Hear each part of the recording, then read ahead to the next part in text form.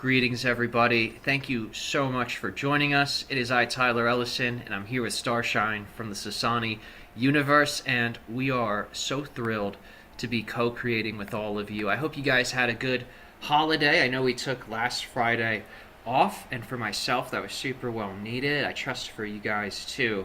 It was amazing being able to spend some time with your family, or to at least spend some time with your energy and yourself, and to really be able to slow down and appreciate the things that are sometimes taken for granted, those basic connections that can allow for us to feel nourished and supported. And when we're in this group together and we're having these conversations, be it myself and you guys, or myself and Starshine, or Ryokah and all of you, it is a place where I feel tremendous nourishment. And I have to say, I deeply appreciate the connection that we share here, because it endlessly amazes me. And each of these transmissions is a continuous up-leveling of the information and a continuous expansion of the spiritual insights. What I also enjoy is our ability to experience the increase of the practical application of the spiritual teachings that we receive. And I find that to be what makes Ryokah's information particularly remarkable. It's not just higher concepts and higher dimensional ways of thinking, it's the methodology that allows for us to take those higher ways of thinking and to be able to introduce that into our life, into our relationship, into every avenue of exploration. And I know for personal experience, when I'm living my life that way, everything becomes technicolor. Situations with limitation open up. I end up seeing old energies of the past that used to be burdensome instantly dissolve. And in like a matter of minutes, sometimes a little longer, maybe a day or a week, that entire challenge can be transcended in powerful ways. So it is my wish that this information continues to serve you guys. For those of you that have been supporting our work, thank you so much. We are in December now. Myself and Starshine have done 11 of the Sassani Universe Contact series, and this month we will be doing our 12th transmission, which is wrapping up the Contact series program that we've been doing for 2025. And once we move into 2026, we're going to be evolving this into the development of extraterrestrial skill sets. So these are magical abilities and powers. We're going to be delivering more information on this before we get into January. So do stay tuned. It's going to be a very powerful and evolutionary 2026. We're thrilled to have you guys with us for that. And now, let's go ahead and get started. I'm going to go and get into the trance state. Ryokah will bring forth his major teaching for today, and once that has been shared, we're going to open the floor up to questions. So you guys can type your questions into the chat. Starshine will scan the submitted questions for those that are most resonant, most activating, and she'll bring them on your behalf to Ryokah, and you get to hear his answer, his response live. So thank you guys for making this possible. What a crazy, fun, amazing thing we're able to do. If we were back in the medieval ages, we'd have to be doing this with like crystal scrying mirrors and no electricity, no internet. And I think it's incredible that even now, while we're using modern technology, we're essentially using a black obsidian scrying mirror with electricity running through it. So we're using occult tools now. So humanity's always used magic, and magic right now is taking on the form or the disguise of science and technology. So it's just another costume that magic and magical force wears. So that's also one of the reasons why the appearance of ETs tend to change over time. And that's because they are pretty much covered in magical energy. So as our relation with magic changes, how we perceive beings of the magical or non-physical realms will also shift. So that's enough for me, everybody. I'll go ahead and enter into the trance. Starshine, thanks so much for being here and doing this with us. We're thrilled to get started. Of course. See you on the other side, friend. See you on the other side. Enjoy, everybody.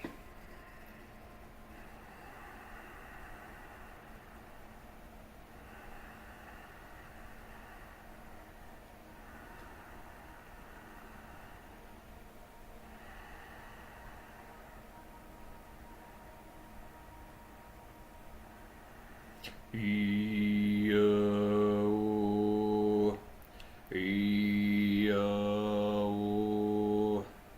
yo, oh, I, oh, I, oh, I.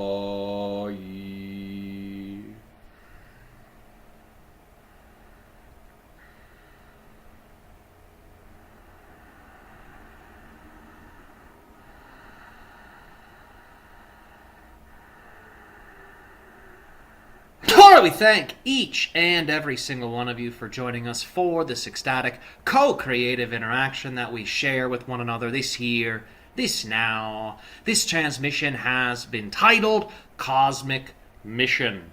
And we have titled it in such a way because of the powerful state of purpose that such a title elicits in those who receive the title. Because when you think of a mission, you think of a few things. The concept of purpose, there being a design, there being a plan, there being an intelligent guiding force, as well as there being some type of goal, some type of objective, some type of task to complete. So when you hear the term cosmic mission, that sense of purpose and intelligence, as well as the sense of goal and objective, is stimulated within the being. As you know, on Earth, you can align with many different forms of purpose. You can aim to achieve many different types of goals within physical reality. However, despite all of these different possibilities that are available to you, there are a few common denominators that you will be able to perceive with great obviousness as you simply notice the patterns that exist within your own life and within the life of the other members of your society. There are some forms of purpose, there are some forms of goal or objective that are based in what we would describe as lower motivations. These are forms of purpose, these are goals that are set, that are designed to fill a void. They come from a place of lack. They come from a place of sometimes unworthiness. So a person will, in an attempt to compensate, seek out things that on the surface may appear to fill that void. But that void that they feel is not a void that needs to be filled at all. I will say that again, the emptiness that people feel, the void that people feel that cause them to align with a lower purpose or to select lower goals. This void, this emptiness, is actually meant to be meditated upon. The void, as you know, is very similar to your concept of the black hole. Everything gets absorbed into it. And at that center point of the black hole, the nucleus, if you will, you have the idea of ultimate density. This ultimate density within you is the center channel of your energy body. It runs from the root chakra to the crown chakra. And when emptiness and void space is meditated upon, it is as if the entirety of the aura becomes like a black hole. Higher dimensional light, which circulates throughout the universe, is drawn to the gravitational pull of the black hole, and the black hole aura begins to absorb the higher dimensional spiritual energies in through the crown, in through the perineum, and this awakens the center channel. This is the dwelling space of what you might describe as your original spirit. It occupies all of the chakras. It is the center of every center. So the void, the emptiness that people feel, that they sense, and will try to numb out or fill with a lower purpose or lower goal, is actually their invitation to go within themselves and to recognize the inherent completeness that is an intrinsic, unconditional part of their being. You could say it is the primary level of their being, and everything else is just a story written on top of that.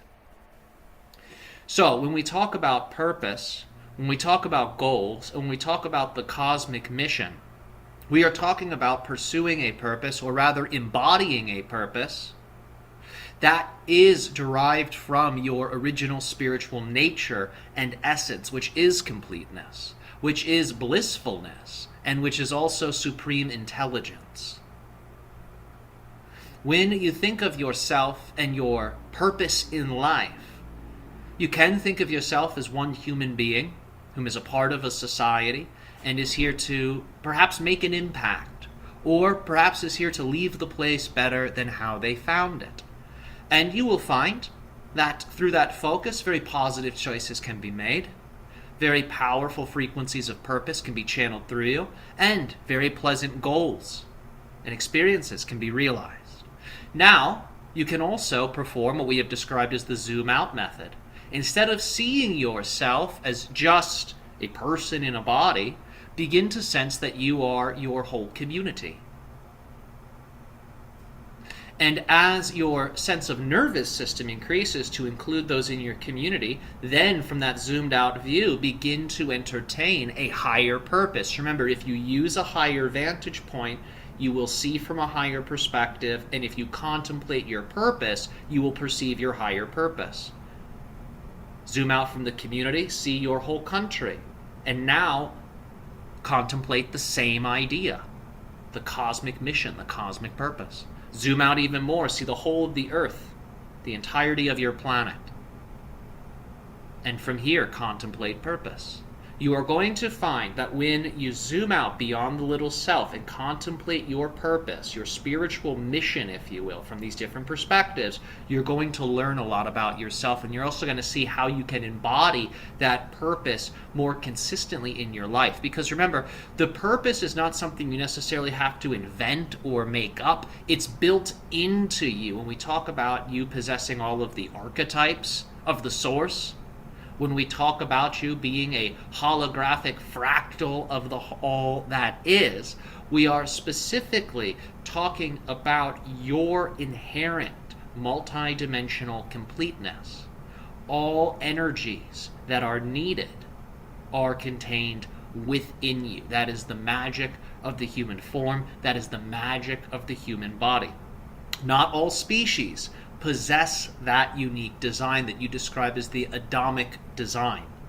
Remember that your species was created to embody the fullness of the heavens as well as the earth, so you could truly operate as those middle world avatars that assist the higher spiritual intelligences in having physical anchors so they can operate within physical reality.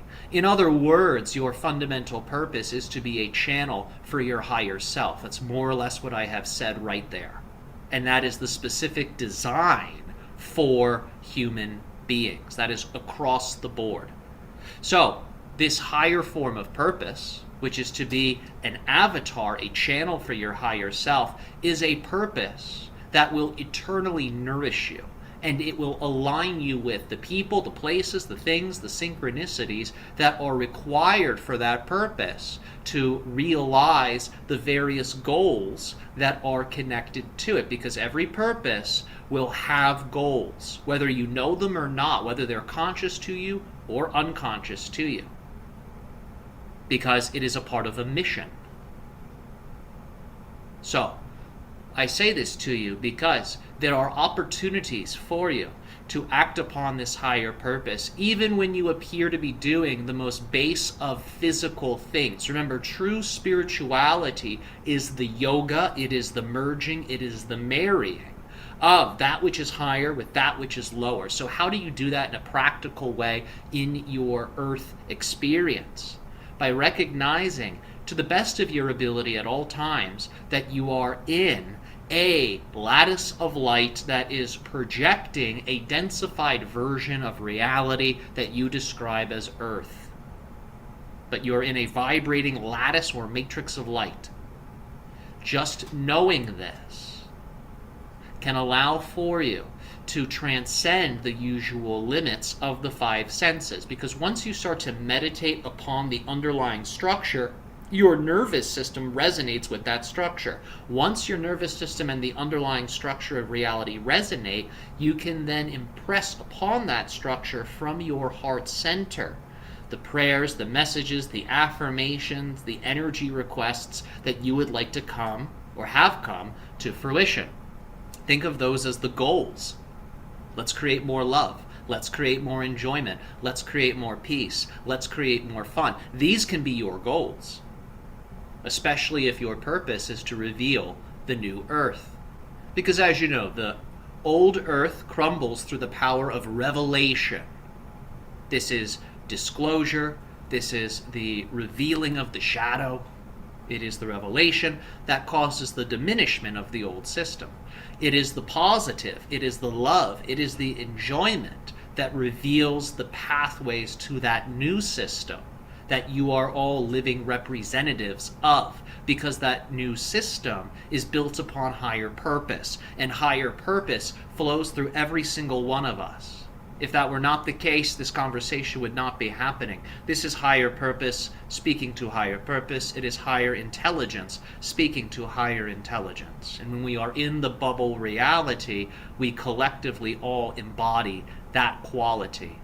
That is the supreme intelligence, the enjoyment, the blissfulness, the love, the compassion that is naturally embodied through our collective state. And even when these conversations seem to end and we all go our separate ways, remember, the bubble reality still remains. It's not as if it's following you around all the time, but you're able to tune into it whenever needed. And this can allow for you to access a telepathic connection with me, as well as the other extraterrestrial guides that I oftentimes will co-create with. There is so much for us to share, as many of you can detect. There is an influx of information and energy. At this time, we know you have prepared questions for us that you would like to have answered, so we will take a pause here from the main transmission. We will reveal the remaining teachings during the next live stream. For now, let us commence with the questions you have prepared for us this day. Hello, friend. It's good to see you again. And it is so wonderful to see you as well. Thank you for being here and now with us. Great. So let's get started with our first question. All right. Can you share anything about the first generation of Sassani that were created? What were they like? Sure. So, similar to Earth humans during your ancient Egyptian days, where they were more physically oriented, they utilized certain extraterrestrial technologies given to them by the Greys to create a myriad of different physical structures. So, my ancient people worked with the natural materials of Sassani to build organic structures that would then be awakened through the powers of consciousness and consciousness expressed through technology. So we attempted to, in a sense, create a form of civilization that mirrored some of the great civilizations of Earth, and we also aimed to do that in a way that would complement the planet, that wouldn't take away from the planet, that wouldn't diminish the planet's well-being. And that was how my species operated. So stone structures would be cut, certain stones would be levitated into position, and entire cities would be constructed. These cities would be energized by nanocrystalline materials empowered by consciousness, allowing for the AI systems that we were working with to express through the buildings, through the planet, and through us. So the AI that we utilized and still utilize for my people is a little different than what you have on Earth. On Earth, your AI are largely fed data sets. In other words, belief systems. They're sort of told what is true in order to have a type of baseline that they use. But as you know, truth on Earth changes. It's relative. The AI systems of my home world, these systems are based upon sacred geometry And instead of being fed truth, or instead of being told what is true, they are given the same perceptive capabilities that we have. And that allows for them to be able to see truth and to be able to see distortion. So our AI systems, they're not necessarily as validating, if you will, as the ones that you have on Earth. Our systems will simply tell us what they're detecting. They will show us the different possibilities of exploration, and they essentially help us to brainstorm as well as to create greater harmonious balance between our people and our homeworld. So, my ancient people were physical like yours. They utilized ancient construction tools and futuristic technologies to establish the first iterations of Sassanian civilization on my homeworld. Over time, this changed. As my people became spacefaring, we spent more and more time in the cosmos and less time on the planet. Eventually, as Sassani claimed many of these structures, and we no longer had a need for them, so we felt it was appropriate for our planet to diminish those initial structures. Some are still standing, some have been preserved, and they act as sacred sites on my home world, and we will, on special days, visit those sites. Even though we may be spacefaring, we will still make pilgrimages to our home world and to the power centers of our home world so we can maintain that ancestral connection. Even though many of the buildings and the remnants have been consumed, the Akashic level of my home world holds the living memory and spirit of those first people. There are many stories that have not been told in this description, but that is a baseline description. So you can begin to understand the type of fusion-based power my ancient peoples utilized. Fusion in the sense of time, working with the construction tools of the ancient past and the technologies of the ancient future. Okay, thank you. You're very welcome. So there's actually another Sassani question for you. So it's been said that I think it was the Shakana or the coming of a certain being that made the Sassani telepathic. But why were you not engineered by the Grace to be telepathic? Because if they did all of that for us, it would have robbed us of a tremendous amount of evolution. Keep in mind, it's not as if we were born without karma. I know that in the New Age community, karma is sort of a dirty word, but excuse that for just a moment and entertain this thought. We are made utilizing Earth human DNA and the genetics of the Maze. There's some other species that also have some genetic presence within our genome, but those other species and their presence varies from being to being to being and across family lines. So in general, our genetics are largely Maze and Earth human. There is a great deal of information and energy contained within the Earth human genome. And when a being is born into a body that possesses that memory is like an energy current and it seeks expression in some way. So, with a limitation on the telepathic capacity, we were in a sense forced to express some of those lower karma energies we were born with for the purpose of connecting to one another in a greater way, working together, developing higher levels of cooperation. The telepathic link was always present within us, but was to remain dormant until enough of those lower energies were transformed. And the reason being is, once the telepathic link is open, it is as if there's no more secrets. Everything is clear. Everything is visible. Furthermore, thought manifests with a greater level of instantaneousness. So, if there are lower energies present and that awakening happens, it can be disruptive. And if it happens for an entire civilization, it can be incredibly disruptive. So remember, Grays can, through the genetic engineering program, adjust some of those genetic imprints and karmic memories, if you will. Some of that can be tweaked, some of that can be diminished. But remember that those experiences, even though they may be ancestral, even though there may be negative energies associated with them, they're all a special part of the story of the all that is. And as characters that are developing, all the experiences are needed. In order for there to be a complete life review, all the experiences need to be seen in their fullness. So, just because we were engineered by sophisticated beings and forms of consciousness doesn't mean that we are immune to evolution or self transformation, self discovery, karmic process, even. All of these things are a part of our journey because we still have a relationship to time. Even though we are quasi physical and time is incredibly simultaneous for us, we still have that linear journey of being born and then eventually shedding the costume, if you will. So, the telepathic link was a part of us. It was a part of the Greys. Through genetic engineering, they were able to establish that. They established their telepathy, in a sense, prematurely before they had transformed their karma. So that was another reason why that limitation was put in.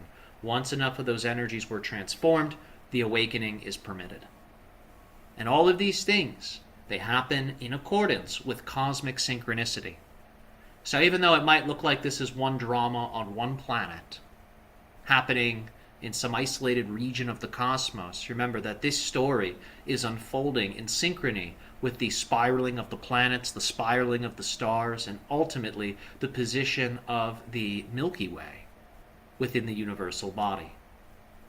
Like gears of a massive clock, representing the movement of time and the unfolding of multi-dimensional stories. Not so different from all of you. Thank you so much. You're very welcome. So in Tula, Mexico, they discovered certain artifacts, such as elongated crystal skulls, some ET artifacts as well, saucer-shaped like objects. Can you speak on these, please? Sure. Many of them are authentic. There's some that are fraudulent, but about 90% of what is being uncovered is genuine and authentic. So keep in mind that many civilizations experienced contact in your ancient past, and those contact experiences were documented. These artifacts represent the documentation of the contact experience. Not all of the artifacts that are found are from Earth in terms of the creators of the artifact. So some artifacts have been made by humans, representing contact experiences. Other artifacts are actually the design of extraterrestrial beings whom wanted to share their gifts, their culture, their artistry with the Earth humans that they made contact with. So it's not just Mexico. There are many extraterrestrial artifacts being discovered all over your world. However, your Central America right now is literally spitting the artifacts out of the Earth. So, we have said in transmissions in the past, it won't just be from the skies that you see us descend. It will be us ascending as well up out of your oceans and up out of your planet. So think of this as a foreshadowing of what is to come in terms of contact. Beings coming from below to greet you. Okay, thank you. You're welcome. Up next, when the extraterrestrials come to Earth and make contact, will they speak about the splitting prism? They may. They will adopt a means and language that is relevant to whomever they are communicating with. So for some people, they're going to be able to process all of that, and they'll be able to speak to that directly. For other people, that may be way beyond their concept of reality. So what is communicated may be a little bit more appropriate for that being's level of intelligence and cognizance. So even though it is a universal teaching that's given out, how it's given out will vary depending on the nature of the receiver. This is one of the reasons why these transmissions that all of us have here are very specialized. We are able to speak at length with regards to many of these metaphysical concepts. These concepts, of course, go over most people's heads on your world. Yet we're able to have this bubble reality where all of this is clearly communicated. So contact is going to be like that. It's going to be a global phenomenon The type of information that's delivered is going to be appropriate for the receiver's level of evolution so they don't get overwhelmed. Eventually, everybody will be more or less on the same page.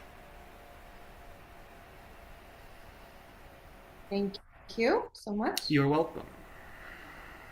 So, can you speak a little bit about some of the roles that will be available to us after open contact, such as social engineers? Sure. So, for many people, they are going to be seeking a new way of life because your society will be very different. Many jobs are going to have machines that are performing the required tasks. There are going to be many people who seem to have a dramatic increase in free time. There's also going to be a strong increase in the availability of resources. So, as your society makes that transition, there's going to be bumps because that's the shift from one way of doing things into another. But once that shift is made, from there it is a matter of building those whom have made the shift up. So that way they can function in a new society. So that way they can perform their higher purpose with great ease and consistency. So many of you will take on that role that is, in general, a mentor-based role. If we had to give it an archetype, this is the person who's been there. They've done that. They've seen the journey from beginning to end, and now they're on a new journey. And they're here to impart their wisdom. They're here to help guide people. They're here to help assist others in seeing that path of transformation that they're on, even if they can't see it themselves. So that role is going to greatly increase, and its level of necessity will also increase. Because one of the things you're seeing with your AI systems is they can curate tremendous amounts of knowledge, endless amounts of knowledge.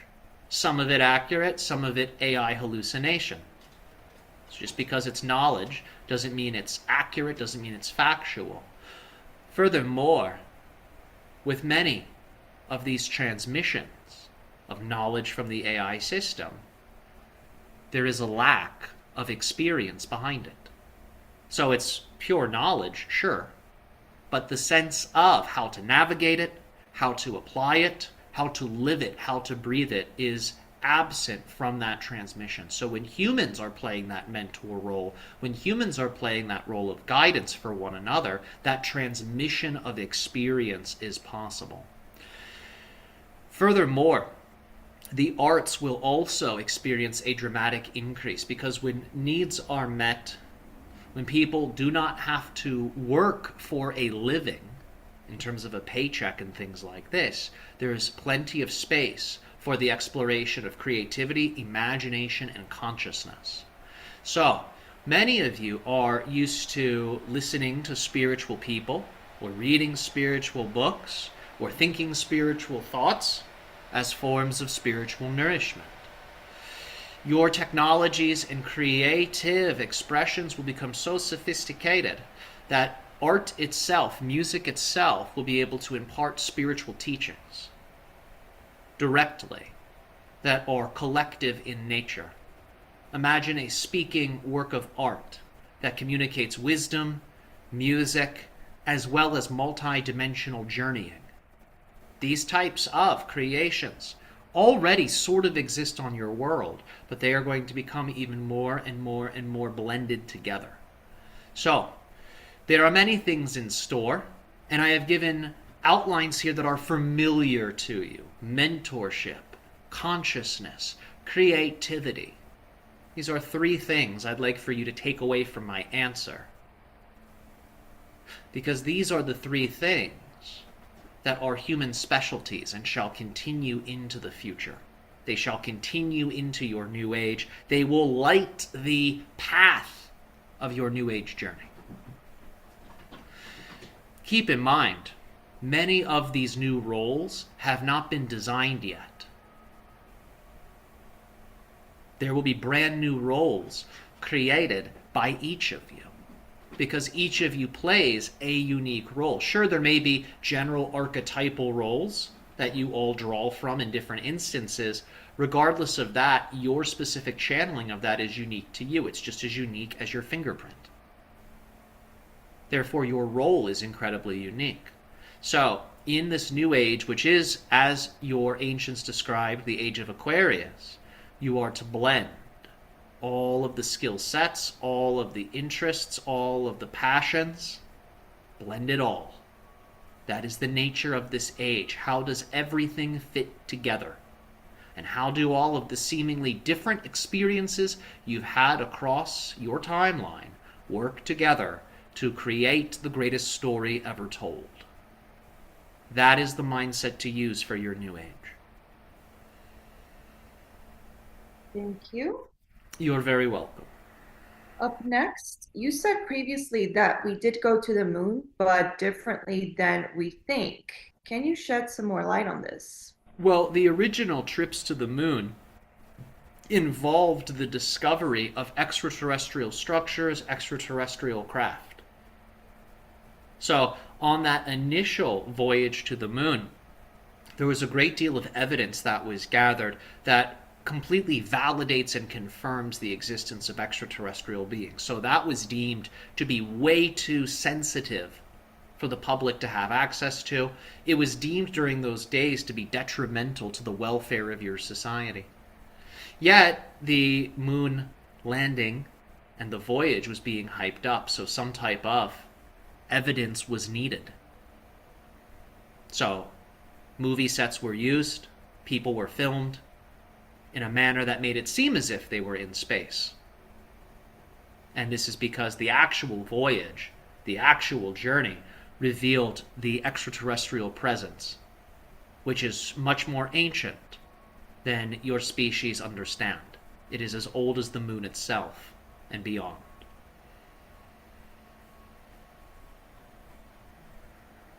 Thank you. You're very welcome. Up next, can you speak on the energetic quality of black obsidian glass and why it's often used in scrying?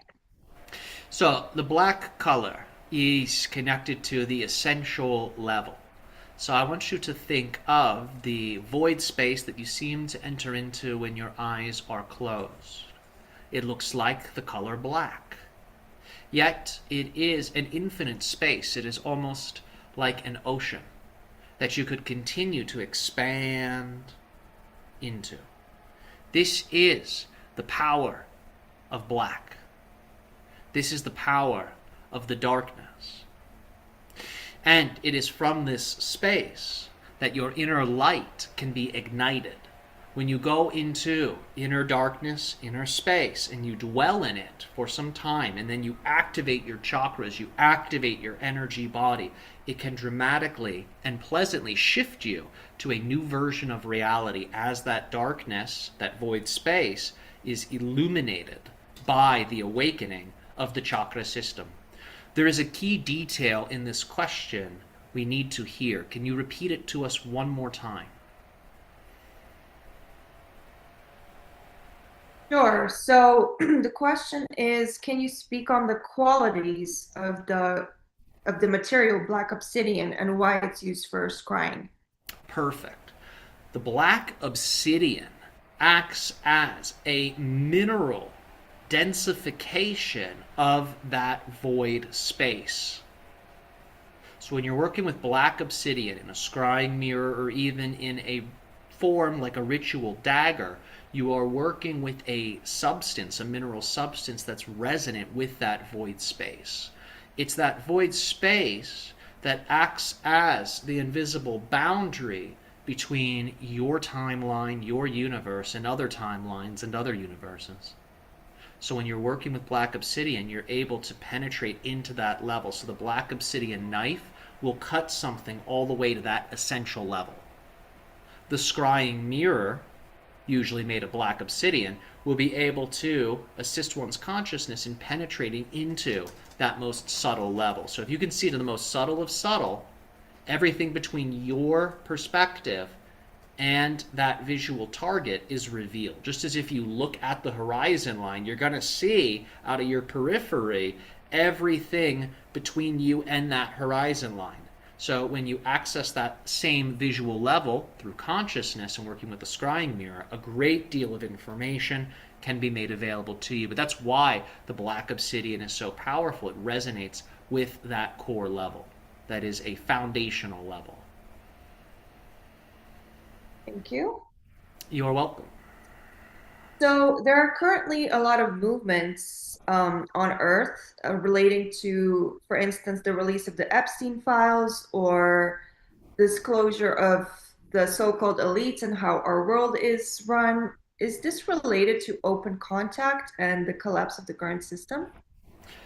Absolutely. So, with this disclosure phenomenon that you are experiencing, be it the disclosure of extraterrestrials or the disclosure of the behind the scenes in your governmental bodies, with these forms of disclosure, there are all types of possibilities that are being made available to you. So, we're going to slow down for a moment too, because as we mention these topics, there is an influx of collective energy because these topics are vibrating like wildfire in your species' collective consciousness. For some people, this is almost all they're thinking about. There are some folks, their life has felt boring and pointless, and now there is a new carrot on the stick, the Epstein files, ET disclosure, and it keeps them looking. It keeps them wanting a false revelation.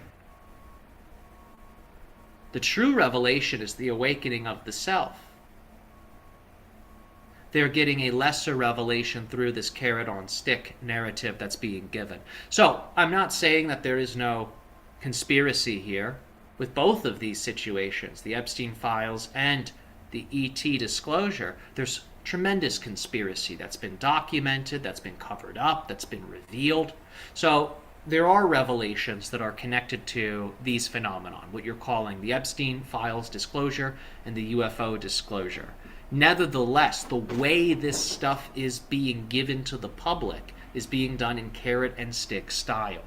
So what does that mean exactly? It's not just that the person focuses on the carrot. The stick can also move around and can direct the person's focus to the left, to the right, up, down, forwards, backwards. So what does this mean? These narratives, these forms of disclosure are being strategically used to move the public into certain vantage points of perception, so other agendas can be more easily accepted by the public. So that is also happening here. So I say all of this not to discount these powerful social and political and cosmic revelations that are happening here and now. What I'm saying is find interest in these things if they resonate with you.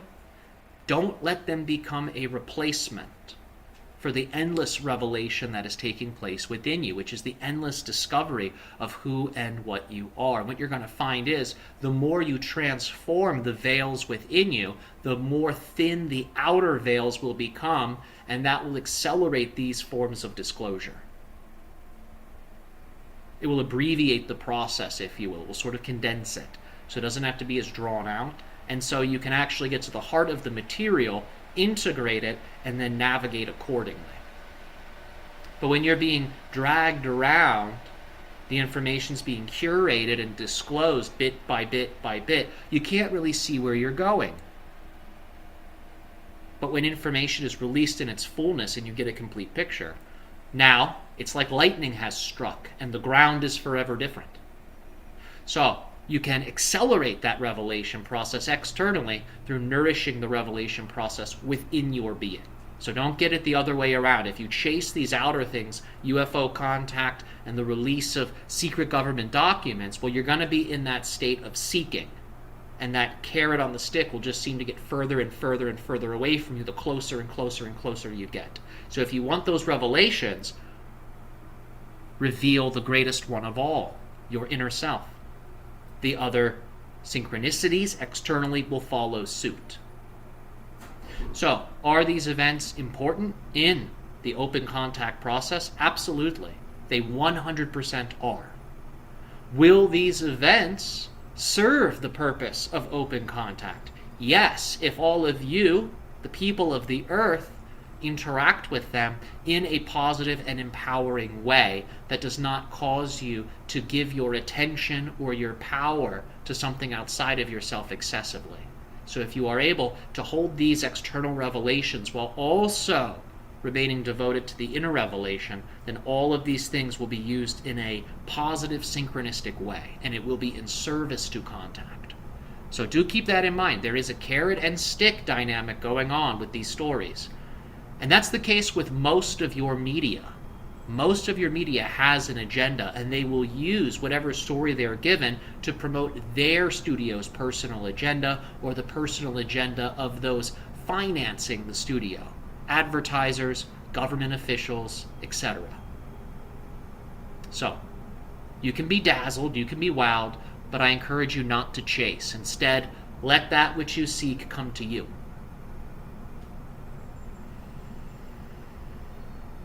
That's a good point. Thank you. You're very welcome. Up next, can you speak on artists such as painters? Will those professions be more appreciated after open contact? Absolutely, because the human imagination is going to expand tremendously leading up to contact and post contact, because there's going to be new archetypes introduced. You work with 12 primary archetypes here on Earth. When extraterrestrial beings make full contact with you, there will be 24 archetypes available to you, in addition to the 12 that you have. So human creativity is going to accelerate. Human knowledge and understanding is going to accelerate. As we mentioned, many of these different branches of expression, technology, science, visual art, music, a lot of this is going to start to blend together in very unique ways. So artists are going to be able to not just expand their craft in tremendous ways, but they are also going to be expanding their craft for a society that is riding the leading edge and is able to fully receive it.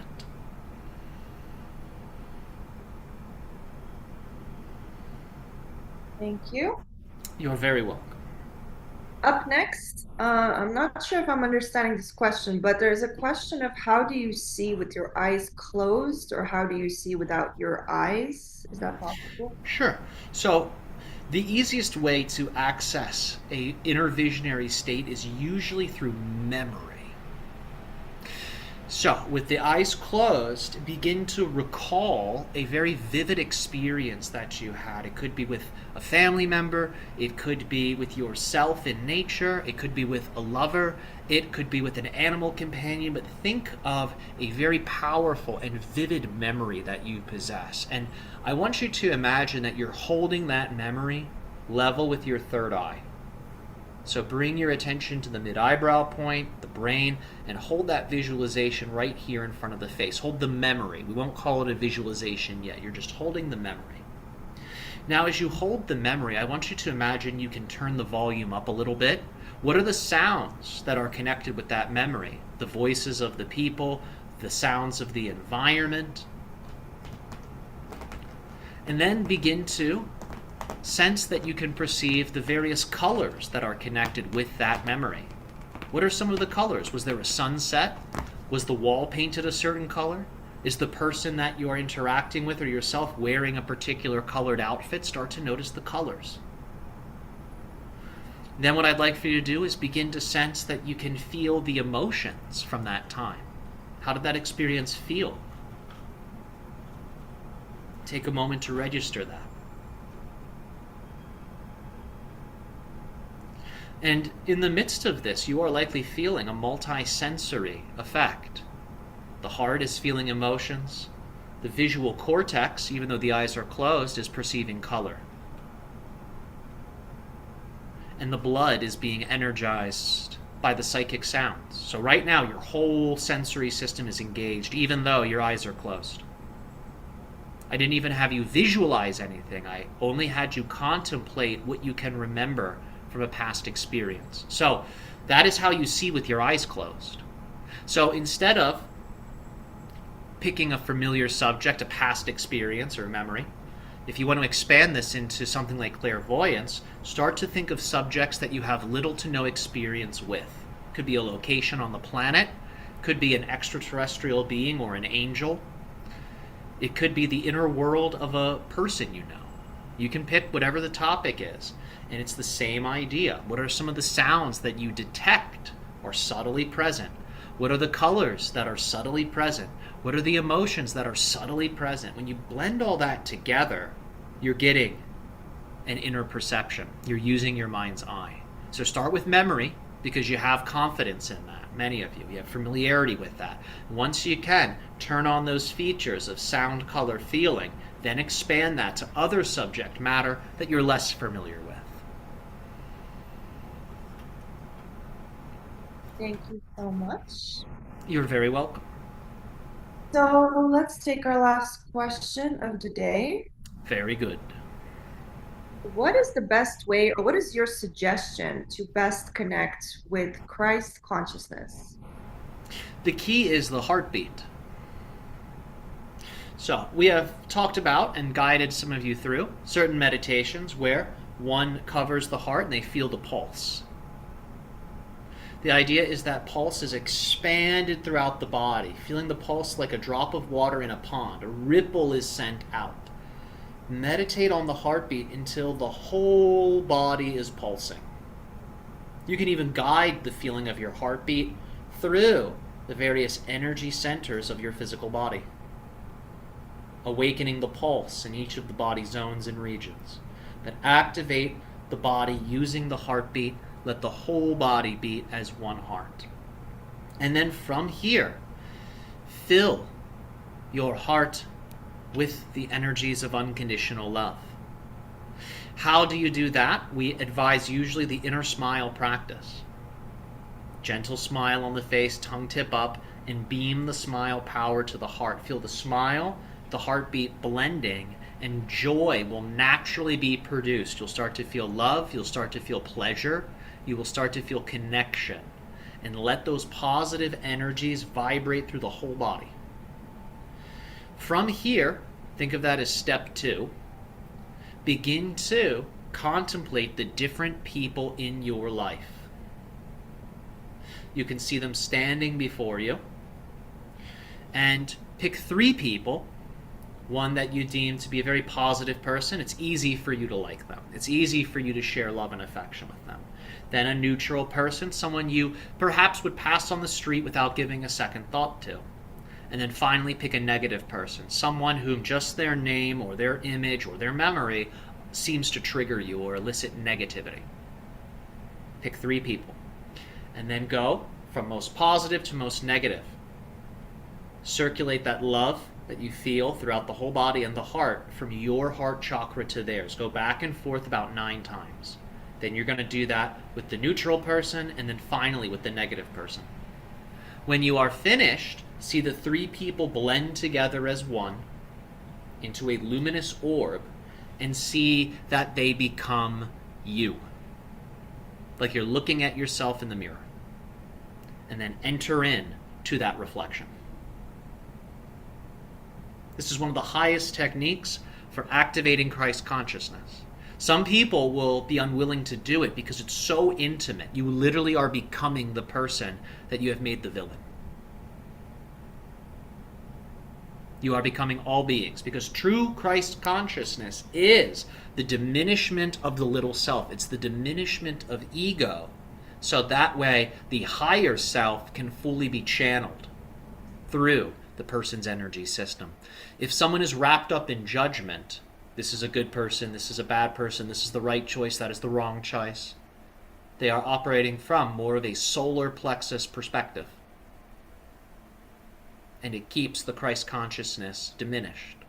But when you share your heart with others, when you see your reflection in others, it dissolves the duality of consciousness, which is the game of self and other. Consciousness, through this exercise, is reduced back into awareness. Think of awareness as consciousness that has not made that distinction between self and other. It's all just one thing. So when you share your heart with positive, negative, and neutral, you have dissolved the stories of consciousness back into the field of awareness, and now you are able to operate as pure source awareness within physical reality. So if you choose to do this, cultivate your gifts. Cultivate your gifts because you are going to be asked to share them. Because Christ consciousness is solar consciousness, it radiates, it shines its light. So, develop the gifts so as you awaken Christ consciousness, you're going to be able to fulfill your cosmic mission with great ease. Having the skills developed is like having sharp tools.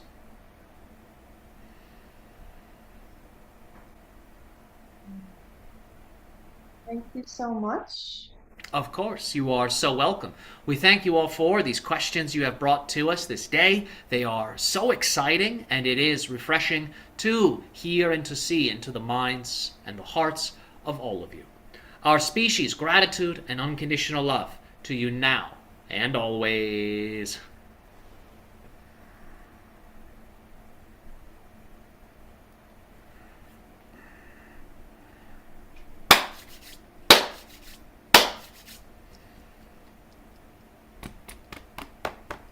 Okay. Thank you, everybody. I hope you had a great time. That was a power hour of information. We got to cover so much ground, and it's super impressive because in like 1 hour's time, it feels like we are traveling the whole universe and beyond. So, thank you all for making that possible. It means so much to me, and I'm excited to connect with you guys again next Friday. So, December, I'm going to be quite busy, so I'm not going to be on YouTube as much, but we will be on next Friday, and then I will be back on YouTube right around Christmas. I think we have like the 27th and the 28th. So I'll get in touch with you guys soon about that next live stream. So stay posted, stay tuned about that. I love you all so much. Thanks for co-creating, and thank you, Starshine, for taking the questions and bringing such awesome energy. Of course. Thanks, Tyler. Thanks, everyone.